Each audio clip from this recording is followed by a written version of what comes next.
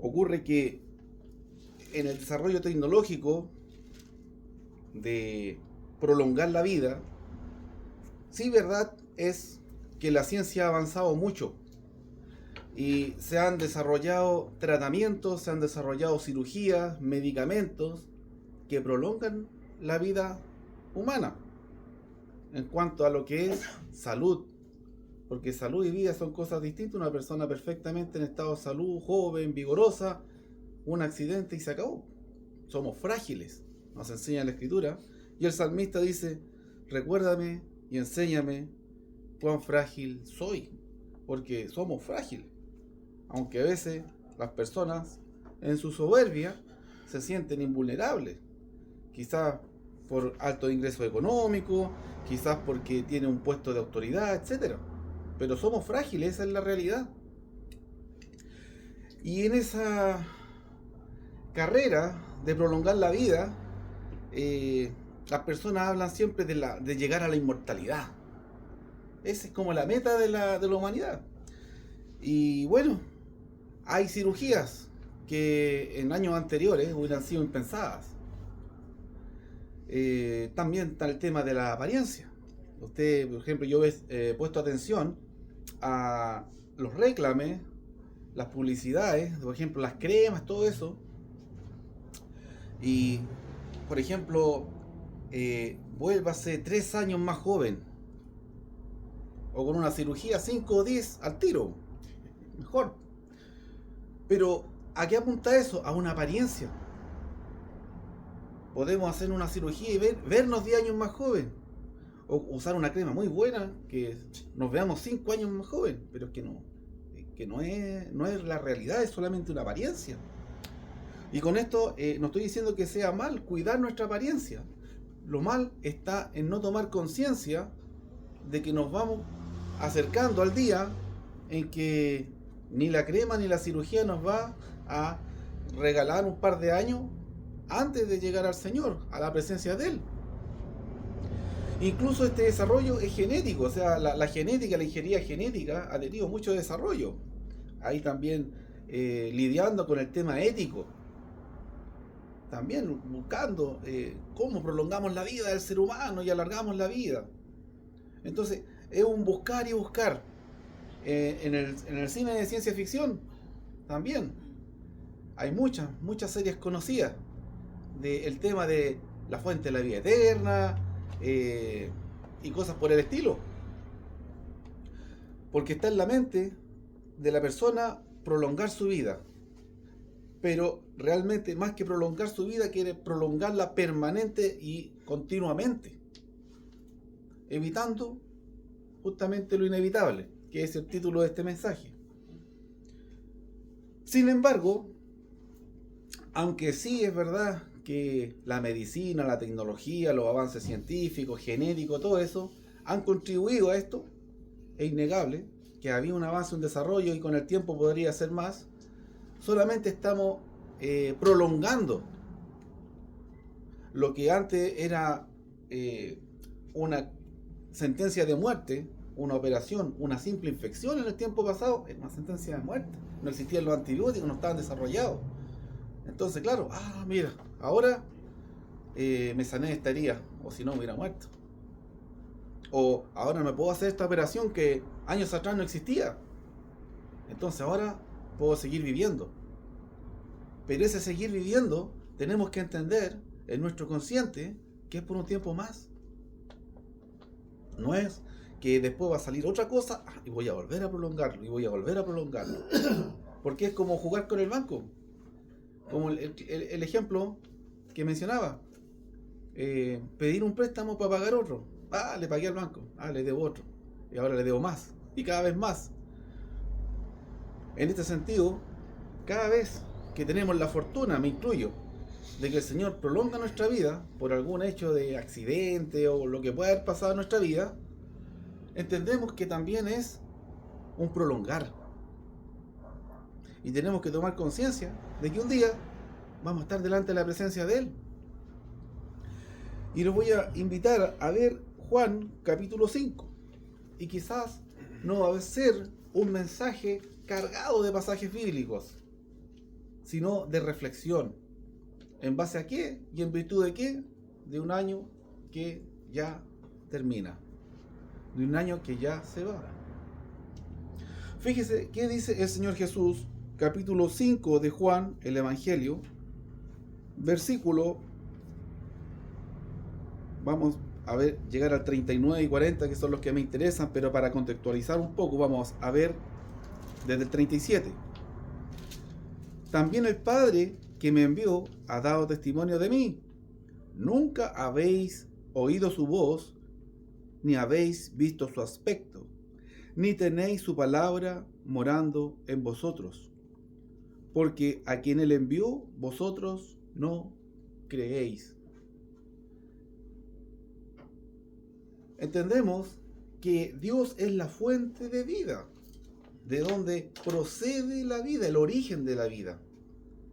Él da vida a todo ser viviente, creador de toda criatura en este mundo. ¿Pero qué hace el mundo? Se preocupa más de que tener vida eterna o de la apariencia. Es un mundo de apariencia. Todo por fuerita.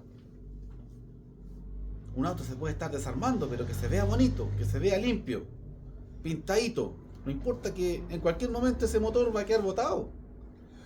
Nos preocupamos de afuera hacia adentro. Pero ¿qué está aquí? Aquí está aludiendo este pasaje a preocuparnos desde adentro hacia afuera. Fíjese, que esté morando, versículo 38, en vosotros su palabra. Jesús aquí los acusa de no tener morando su palabra en ellos. La palabra no es la forma en que yo me he visto. Aunque como yo me he visto pueden decir, debe ser una persona religiosa. Mira, debe ir para la iglesia. Eso de afuera. Pero permítame decirle que todas estas personas tenían una tremenda, a la vista, una apariencia tremenda, extraordinaria de religiosidad. Eran lo más religioso de lo religioso. Pero Jesús le dice, no tienen morando la palabra de Dios en ustedes. Entonces el cambio va de adentro hacia afuera. Lo que está en nuestro corazón, en nuestra mente, se externaliza. Pero podemos saltarnos al proceso y dar la apariencia inmediata. Y así una persona que puede estar desahuciada, a punto de morir, bien maquillada, tratando de caminar derechito, se ve flor, pero es la apariencia.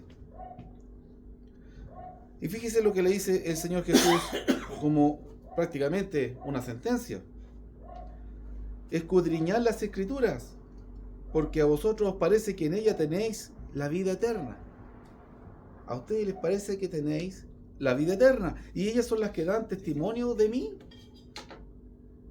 Toda la Escritura antigua dando y apuntando hacia el Cristo, hacia el Señor Jesucristo, hacia su venida en este mundo, hacia su obra, la promesa del establecimiento de un reino que no tendría fin en este mundo. Lo conocemos como la iglesia. Y Él es soberano. No hay 2 o 3 soberanos, 2 o 3 cabezas. Él es soberano. Todos nosotros tenemos el honor de llegar a ser, o poder llegar a ser, hijos de Dios. El honor más grande al que podemos alcanzar. Lo más grande que podemos llegar a ser en este mundo es hijo de Dios. No hay nada más. Es el techo en este mundo. Pero ¿qué agrega el Señor Jesús? Fíjese. Y no queréis venir a mí para que tengáis vida. Vemos un mundo autoengañado, proclamando importarle Dios. Un mundo que profesa una religiosidad externa. Es cosa de llegar. A veces de antes de entrar a la casa uno dice, aquí son religiosos. Miren el jardín. Sí. A veces uno por fuera se ven todas las casas iguales, pero entra y dice, es una persona religiosa. Por la apariencia. Pero lo importante no es lo externo, porque podemos dar todas esas muestras, pero como somos. Ese es el punto. Porque la palabra religioso realmente de piadoso, de una persona piadosa, pía, que teme a Dios. Ese es el significado real. Pero más se aplica aquí a la apariencia. A la apariencia. Y el Señor dice aquí, miren, ustedes tienen tremenda apariencia de religiosidad, de piedad. Porque habían atuendos especiales. En la época decían, es una filacteria, por ejemplo. Perfecto. Y cosas por el estilo, semejantes, decían, persona religiosa. Y el Señor declara, y no queréis venir a mí para que tengáis vida. ¿Qué está declarando el Señor? Que si no vamos a Él no tenemos vida. Solamente estaríamos postergando lo inevitable. Solamente estaríamos intentando postergar lo que es inevitable, que es estar un día delante de Dios. Y en ese día sabemos, ¿no es cierto?, que o vamos a ser aceptos o vamos a ser rechazados. Y nosotros buscamos ser aceptados por Dios. La vida eterna está en Jesús. Eso es lo que mismo declara en el mismo Evangelio de Juan. Fíjese lo que dice en el capítulo 17. Jesús orando al Padre. Juan capítulo 17. Y vamos a ver específicamente el versículo 3. Él dice, no quieren venir a mí, decía el Señor Jesús en el capítulo 5, versículo 40, para que tengan vida. No quieren venir a mí, para que tengan vida.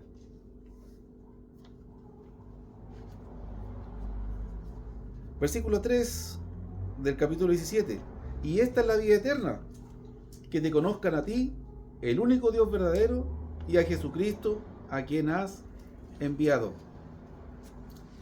Fíjese. ¿La vida eterna en qué consiste? En conocer al Padre y al Hijo. El que conoce al Hijo, conoce al Padre. En eso se resume. Pero, ¿de qué estamos hablando? Estamos hablando de conocer. No solamente de saber. No es lo mismo. Por ejemplo, piensen en su artista favorito. Yo no voy a dar publicidad. Usted piense ahí, en ese deportista, en ese cantante, piense en esa persona. ¿Usted lo conoce? ¿O usted sabe que existe? Pucha, quizás recién cayó en la cuenta de que realmente usted sabe que existe nomás. No lo conoce. Aunque lo viene escuchando 20 años, 30 años, o siguiendo, o admirando. Hoy sí, no lo conozco. Realmente sé que existe nomás. Bueno, con Dios pasa lo mismo. Muchas personas creen que conocen a Dios, pero solamente saben que existe. No tienen idea de su voluntad. No tienen idea de su revelación. Entonces, peligro. El peligro en alcanzar la vida eterna. ¿Qué dice aquí? Esta es la vida eterna. Versículo 3. Que te conozcan a ti, el único Dios verdadero, porque dioses hay muchos, pero falsos. Verdadero hay uno solo. Que te conozcan a ti, el único Dios verdadero, y a Jesucristo a quien has enviado. En eso consiste la vida eterna. Conocerlos, no saber que existen, porque por cultura sería una vergüenza que alguien no haya escuchado de Jesucristo. O que si uno le dijera, oye, tiene una Biblia, y dijera, ¿y qué es eso? ¿Una Biblia? No, sería una vergüenza muy grande y producto de una ignorancia muy profunda, porque es algo cultural. Pero saber lo que es una Biblia, ¿no? Sí, una Biblia, sí. Y saber lo que dice la Biblia, conocer la palabra, que es la palabra morando en nosotros, como presentaba el Señor Jesús en los pasajes anteriores, Juan 5, 39, 40, es distinto. Es distinto saber que la palabra de Dios está aquí, en la Biblia, saberlo, y otra cosa, conocer la palabra de Dios, para que esté morando aquí en mi mente, esté orando en mi corazón. Saber y conocer cosas muy distintas. El mismo apóstol Juan, mire, lo quiero llevar a la primera carta de Juan. Primera de Juan, capítulo 2.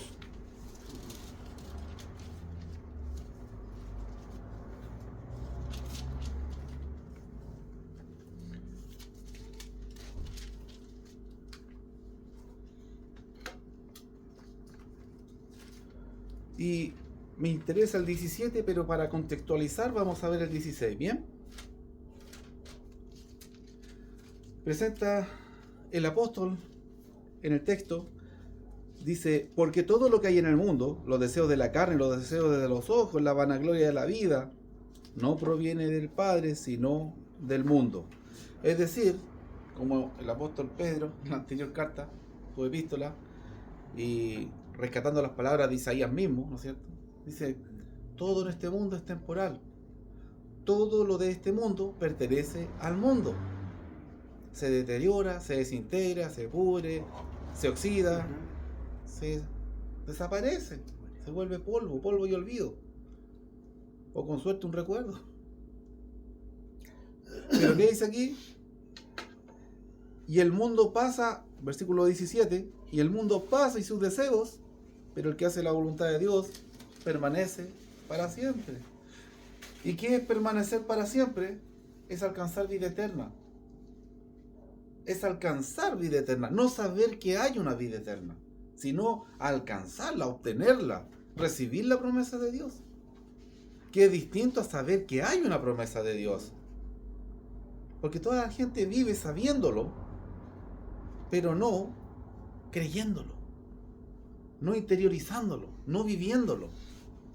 Y me ocurre mucho, pienso que a usted también ha tenido oportunidad de compartir un par de veces en la semana con personas que no son discípulos y ellos están con una cierta convicción de ser cristianos, de ser hijos de Dios, de ser discípulos, pero realmente ellos saben que uno puede ser cristiano, saben que uno puede ser discípulo, saben que uno puede ser hijo de Dios, pero hacerlo es una decisión que no han tomado. Porque Cristo vino al mundo para que nosotros pudiéramos hacernos hijos de Dios, no a obligarnos. No es una acción forzada de que porque Cristo vino a este mundo y murió en la cruz somos todos hijos de Dios. Sabemos que no funciona así porque la palabra dice que no funciona así. Pocos son los que se salvan, por ejemplo. Pocos son los que se salvan. Cristo vino a salvar a todo el mundo, murió por todos los pecadores. ¿Por qué son pocos los que se salvan? Porque son muchos los que han escuchado el Evangelio, la palabra, pero son pocos los que responden a ella. Son pocos los que hacen propia las promesas de Dios, diciendo, yo le creo a Dios. Yo le creo lo que Él dice, entonces yo procedo, yo actúo. La respuesta frecuente, recurrente, cuando uno presenta la palabra al mundo, todas apuntan a postergar. Y eso es realmente una respuesta que no creen. ¿Qué significa que no creen? No significa que reniegan de Dios. No. Usted bien sabe que la fe es opuesto a la duda. En existencia de duda no hay fe. En existencia de fe no hay duda. No hay punto intermedio. Si usted todavía no llega a la fe, entonces usted está en duda. Y cada respuesta que apunta a postergar una relación con Dios, a postergar la liberación del yugo del pecado, a postergar la promesa de vida eterna, es porque hay una duda. Puede ser chiquita, puede ser pequeña, tan pequeña como una grieta que se necesita en una gran represa para que se venga abajo. Tan chiquitita como la chispa que se necesita para incendiar todo un bosque. Aquí no es cuestión de cantidad. Si hay duda, no hay fe. Y siempre que la respuesta de una persona que ha comprendido la voluntad de Dios apunta a postergar, hay duda. Y hay que trabajar esa duda. Hay que trabajar esa duda. Entendemos que no podemos cambiar el mundo. Pensemos como persona natural. No podemos cambiar el mundo. No, yo no me siento con la capacidad de cambiar el mundo. Ni siquiera mi barrio.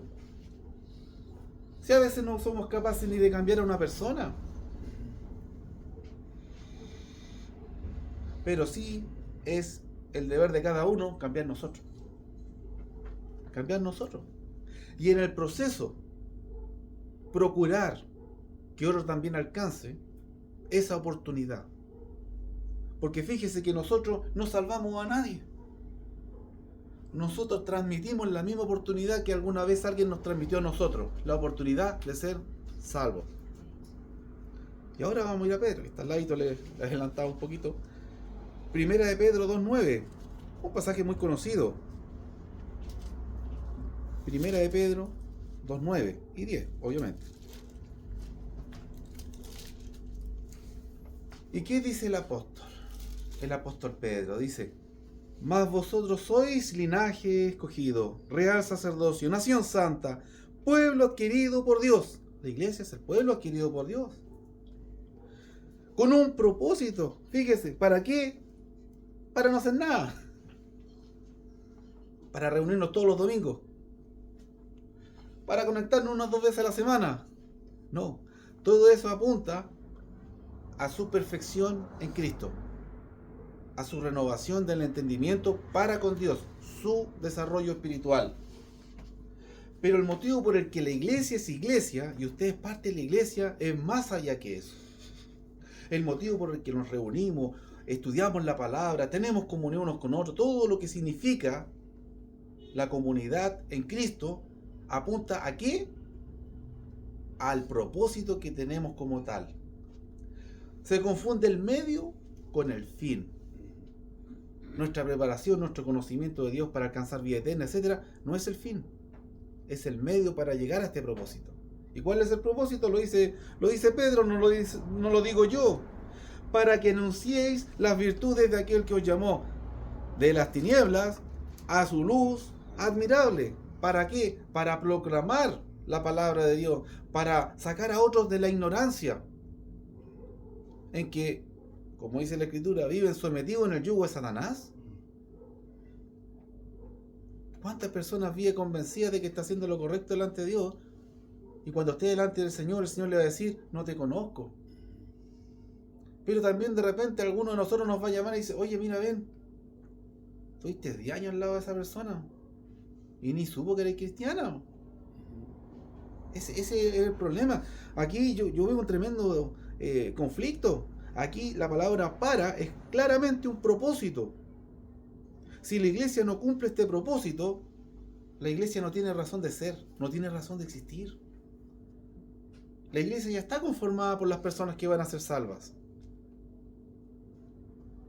Pero esas personas no son pasivas, porque son personas, porque son activas, porque no son piedras muertas, son personas, ¿no es cierto? Y ese propósito es transmitirle a otros lo que también a ellos se les ha transmitido.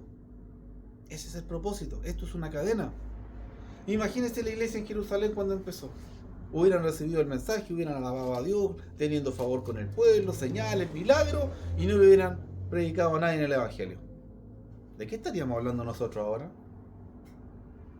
De nada. Por lo menos de Dios, de nada. Porque la única institución divina para aportar, ser la portadora oficial del mensaje de Dios, es la iglesia. No hay más. Si la iglesia no predica la verdad, nadie más va a hablar de la verdad. Y la iglesia son todas aquellas personas que ya conocieron y obedecieron la verdad. Los que ya son discípulos. No los que tienen la promesa de llegar a serlo, sino los que ya son. Y aquí viene la pregunta importante. Entendiendo todo esto que hemos escuchado, que apunta a nuestra edificación y compromiso, ¿no es cierto?, con perseverar en este año que se va, ¿con cuántas personas compartí el Evangelio? ¿A cuántas personas le hablé de la palabra? No importa el número, lo importante es haberlo hecho. Quizá alguien tuvo la oportunidad de hablarle a 20 personas, a 10 personas. Lo importante es haberlo hecho. 1, 2 personas. Fíjese que el propósito por el cual la iglesia existe o es proclamar las virtudes que a ella misma le fueron proclamadas un día. Y les recuerda,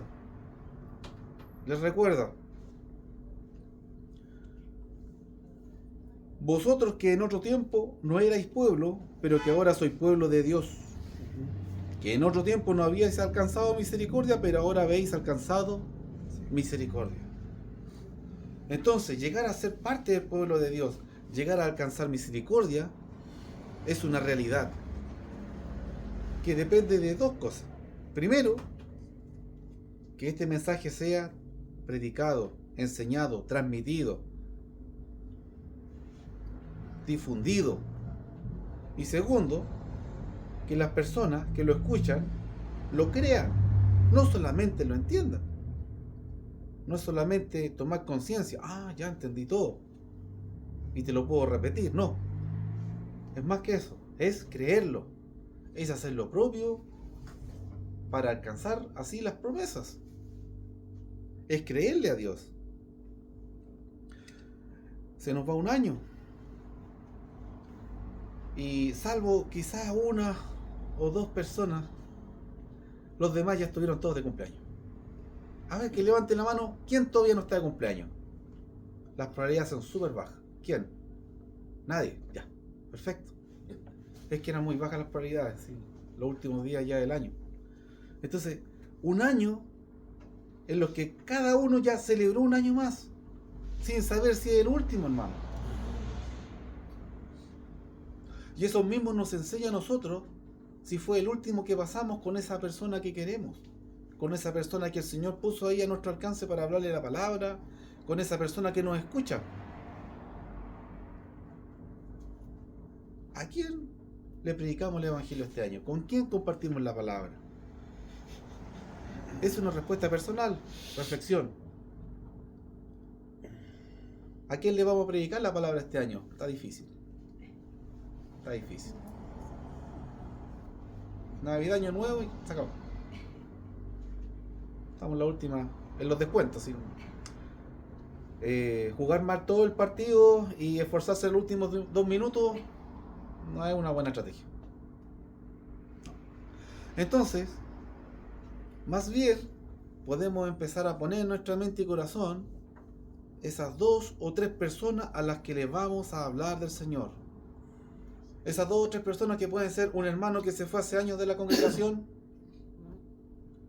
Esas 2 o 3 personas que son el amigo que hablo de todo, que conozco hace 10 años, pero nunca he hablado de Dios. Ese familiar, ese vecino, compañero de trabajo, etc. Yo lo desafío a usted hoy día. No mañana o a la noche, no, ahora. Usted de aquí sale del local, al menos con una persona en su mente y en su corazón, que va a ser la persona con la que usted va a trabajar, si Dios nos da la oportunidad de un nuevo año. Porque el Señor puede venir antes que se acabe. Imagínese. Como dice la palabra, si Dios quiere. Pensando en ello. Si Dios quiere. Pensando en que lo más probable es que comencemos otro año. Usted de aquí hoy se tiene que ir en su mente con al menos una persona a quien usted va a dedicar tiempo. Y posiblemente va a tener que apartar un recurso económico. Porque muchos son los hermanos que yo sé que aquí trabajan en el Señor, hablándole a otros, y no es solo tiempo, es plata, dinero, energía, dedicación. Pero ¿sabe qué? Dedicamos lo mismo a tantas cosas que como el apóstol Juan decía, se van a quedar en el mundo, ¿cómo no lo vamos a estar haciendo con un alma que es eterna? Porque el alma de cada persona es eterna. Pero eso no significa que cada alma va a llegar y va a estar eternamente delante de la presencia de Dios. Muchos, dice la Escritura, van a ser excluidos de la presencia de Dios eternamente. Eternamente. Y ahí no sirve de nada estar llorando en el funeral. O lamentarse de no haberle hablado. O de cosas similares. A veces se pierde el contacto. Sí, mira, ese amigo viajó. No lo vi más. O estuve 10 años al lado de este compañero X y me echaron. O quebró la empresa, no sabemos. Lo que sí yo sé es que como seres humanos desaprovechamos muchas oportunidades de hablarle a otros. Y tenemos que tomar conciencia de eso. Porque una de las cosas que el Señor va a tomar muy en cuenta, además de que nosotros le creímos a Él e hicimos su voluntad, es si nos fuimos egoístas con el mensaje. Es si nos fuimos indiferentes con la salvación o perdición de otros. ¿Por qué? Porque predicamos un mensaje de amor, de un Dios de misericordia. ¿Cuánta misericordia o amor practico con aquellas personas que ignoran la voluntad de Dios y cuyo destino es estar eternamente excluido de la presencia del Señor? Y esa es la gran reflexión, hermano, en este año que ya se nos va. Tuvimos la oportunidad, todos, de celebrar un año más. Pero tristemente estoy seguro que también todos perdimos a un ser este año. Porque si usted se pone a pensar, todos los años se nos va alguien. Y no de viejito o de enfermo, no. Por cualquier motivo. Accidente, intoxicación, se ahogó, chuta. Cualquier cosa. Un choque alérgico. Puede haber sido salud. Puede haber sido muerte natural, que le llaman. ¿Por qué? Porque morir es natural. Lo sobrenatural es la vida eterna en Cristo. Y así como el mundo se preocupa de postergar lo inevitable, nosotros no perdemos el tiempo en eso. No está de más ponerse una cremita para ahorrarse una arruguita. O hacerse una cirugía y verse más joven, bien. O una liposucción, y sí, porque los gorditos quizás nos vemos más de edad. O arreglarnos el pelito y todo está bien. Pero nosotros los cristianos no podemos caer en el error de postergar lo inevitable. ¿Por qué? Porque es inevitable. Nosotros más bien como cristianos estamos preparándonos para lo que es inevitable. El encuentro con el Señor Jesús, su segunda venida. Amén. Amén.